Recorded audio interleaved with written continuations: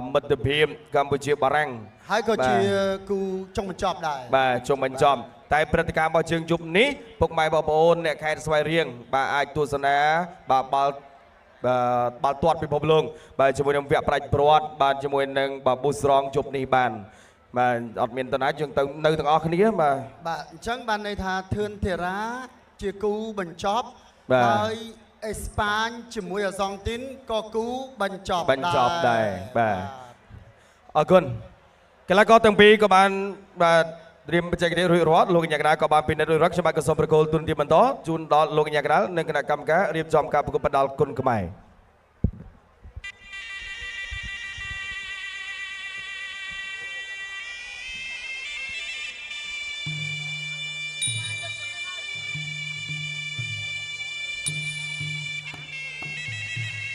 បាទអញ្ចឹងការប្រកួតដែលជាគូឯករបស់យើងទម្ងន់73គីឡូក្រាម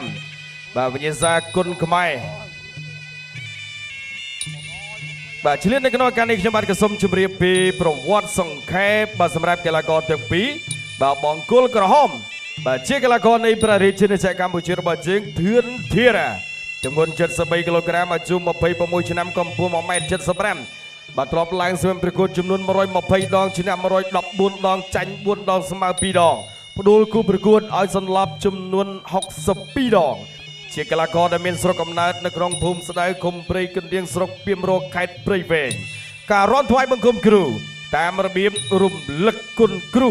បាទវឹកហាត់នៅក្នុងក្លឹបសសូម៉ាលីគុណខ្មែរនៃសមាគមកីឡាផ្ដាល់ខេត្តបន្ទាយមានជ័យ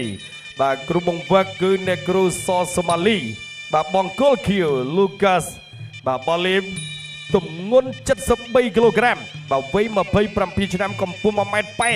បាទទ្របឡើងសង្វៀនប្រកួត Professional Fight ចំនួន16ឈ្នះ12ចាញ់4មិនដែលស្មើផ្ដួលគូប្រកួត6បាទជាកីឡាករសញ្ជាតិបារាំងបាទ Lucas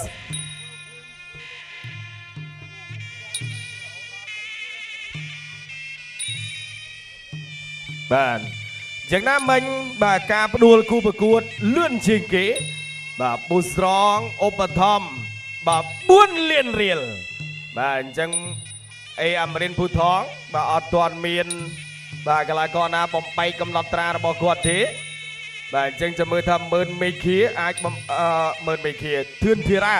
បាទអាចបំបែកនៅកំណត់ត្រានេះទទួលបានបាទប្រាក់ឧបត្ថម្ភបាទពីប៊ូស្រងចំនួន4លានរៀលឬក៏យ៉ាងណាបាទអ្វីដែលសំខាន់ជាបន្តទៀតសម្រាប់ធីរ៉ាបាទអាដាមវ៉ាសធាដែលជាស្វាមីលោកជំទាវញ៉ាជុំមានអគ្គនាយិកាក្រុមហ៊ុនថនក្រុមបាទបើធីរ៉ាផ្ដួលគូប្រកួតលោកឧបត្ថម្ភ2លានរៀលផងដែរដែលជាការលើកទឹកចិត្តបាទដូចគ្នាសម្រាប់កីឡាករនៃព្រះរាជាណាចក្រកម្ពុជារបស់យើង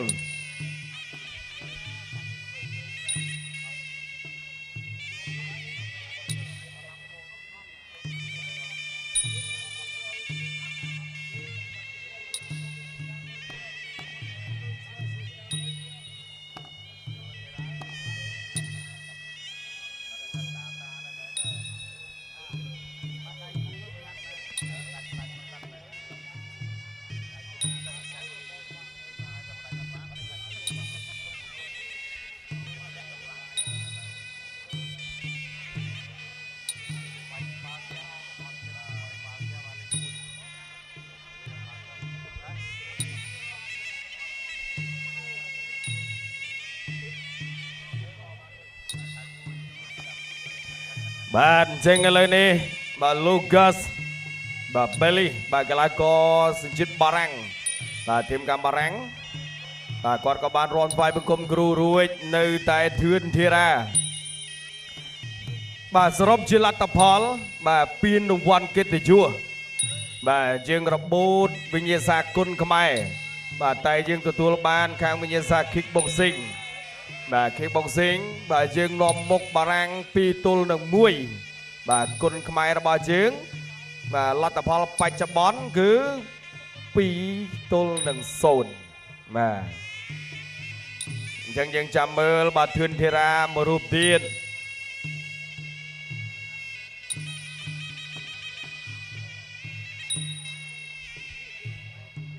កីឡាករទាំងពីរមិនស្ដាប់បទបញ្ជានៃការប្រកួតប្រដាល់គុណខ្មែរពីលោកកញ្ញាកណ្ដាលលោកម៉ាន់វណ្ណា រៀបជូនផងដែរថាគូមិត្តភាពអន្តរជាតិរវាងកម្ពុជាបារាំងប្រកួតត្រឹម3ទឹកលក្ខណៈគុនខ្មែរប្រកួត3នាទីសម្រាប់ឲ្យទឹក2នាទី The bot fighting please come and listen to Kun Khmer rule from the referee Mr. Manvana. This sport is fighting in 3 rounds of Kun Khmer Meshol at 3 minute fight and 2 minute break. បាទតោះបងប្អូនបានអ្នកខេត្តស្វាយរៀងបាទអញ្ចឹងសូមសម្លេងខ្លាំងៗសម្រាប់គូឯករបស់ជើងចុងក្រោយនៅក្នុងរាត្រីនេះមួយទៀតបាទបាទអញ្ចឹងបងប្អូនយើងក៏អត់ទាន់ស្អកកទេបាទនៅស្រែកបានបាទខ្ញុំនៅស្រែកបានដែរយើងស្រែកដើម្បីបងប្អូនអ្នកស្វាយរៀងធ្វើដើម្បី boost strong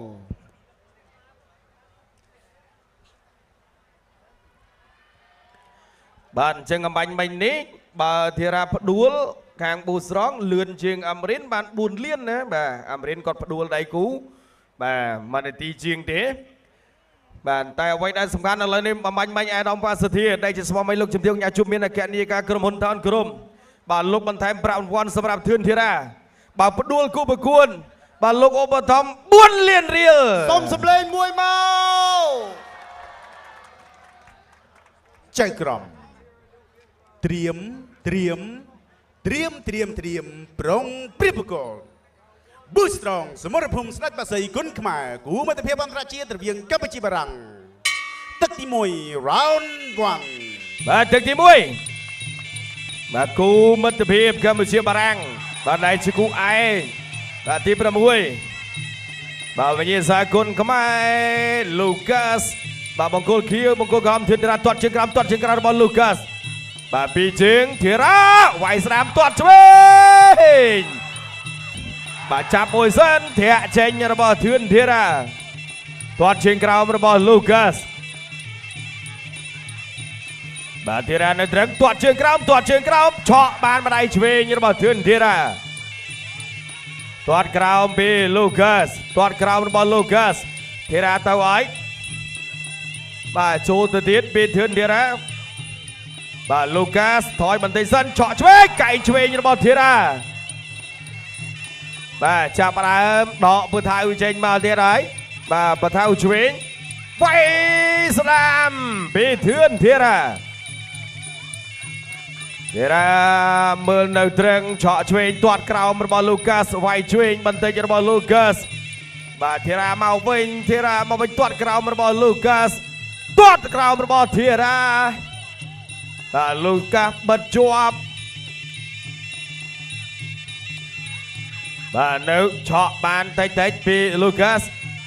បាទទាត់ជើងក្រោមរបស់លូកាសទាត់ក្រោមរបស់លូកាសទៅអូយវាយស្ដាមថែមឆ្វេងចូលពោះទឹកពីធឿនធារាបាននៅត្រឹងទាត់ពីជើងរបស់លូកាសកែងរបស់ធឿនធារាជើងកងលូកាសកែងរបស់ធារា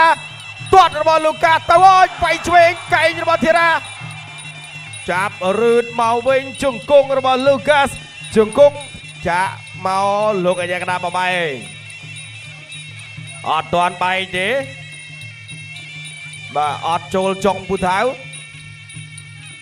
បាទវាយឆ្វេងទាត់ក្រោមរបស់លូកាសវាយឆ្វេងថែមស្ដាមរបស់លូកាសកែងអត់ដល់កែងរបស់ធារាអូបាទញាក់មកកែងមិនស្អាតណាស់កាច់ផ្ដួលទាំងពីរបាទចាប់ជើងជាប់វាយឆ្វេងរបស់ធារាវាយពោះរបស់លូកាសនៅត្រឹងឆក់ឆ្វេងទាត់ជើងក្រោមឆក់ឆ្វេងវាយស្ដាមរបស់ធារាវាយក្រោមពីធឿនធារាវាយទៀតមកទាត់ក្រោមរបស់លូកាសទាត់ក្រោមវាយឆ្វេងបែកបាត់អើយបាទពូថៅចូលចុងច្រមុះបាត់អើយអូយលោហិតស្រក់ទាល់តែបានសូមសម្លេងមួយមកចាប់ទឹកទី1អូយចាប់ទឹកទី1ល្មមនេះបងដែរកញ្ញាកដាលបញ្ឈប់ដោយស្នាមរបួសធំនៅក្នុងទឹកទី1ជ័យជំនះបានទៅលើបង្គោលក្រហមធឿនធារា